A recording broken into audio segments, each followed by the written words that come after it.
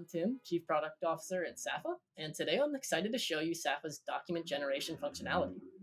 For this demo, we imported the control module from AutoWare, an open source autonomous driving system. Aside from the script we used to extract functions from the code, all content you'll see here today was entirely generated by SAFA with no human modification. So when opening this project in SAFA, the first thing you'll see is this overview of the types of data and this generated project overview of the entire system.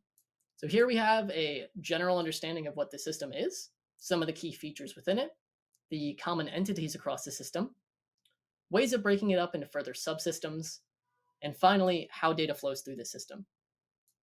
So this is a great way to onboard an engineer to an unfamiliar system. We've seen this as particularly useful for reverse engineering applications or on legacy systems where there's little to no existing documentation. Instead of spending weeks holding meetings and manually reviewing code, SAFA brings them up to speed in a few hours. After reading through this overview, an engineer can then dive into the detailed documents generated by SAFA to find the specifics of what they need.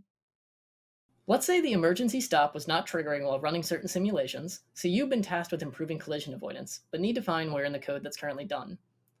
You can manually search through the code and outdated documentation, or ask a Swamp senior engineer, but SAFA has already summarized the live code and clustered that code to generate upstream documentation. SAFA will help you understand not only what this part of the system does, but also where in the code this functionality is found. We can start by searching SAFA for documents related to stopping. And we can see in this document that this has to do with the emergency brakes, so let's view what it's related to. So here we have the feature and related functional requirements that SAFA generated. We can then search through these functional requirements and expand them further to see the related code. As we traverse the tree and look at the code, we can also click on these links between code and documents to get an explanation of why this code file is related to the upstream documentation. Now that you know what code you need to work with, you can get started on your changes. Once you're done, SAFA can summarize your PR, update the documentation, and you can send it off for approval.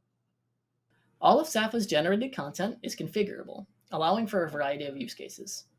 We can provide function-level information for lower-level engineers, high-level information for engineering managers and VPs, or we can adjust the level of technicality so that PMs or business stakeholders can better align with their engineers. In future demos, we'll be going over more advanced use cases like mapping relationships across data sources, change summarization and impact analysis on PRs and releases, and identifying requirements contradictions across complex software projects. At SAFA, our goal is to make documentation work for you, not the other way around. If you're interested in learning more, please get in touch. Otherwise, thank you for watching and have a great day.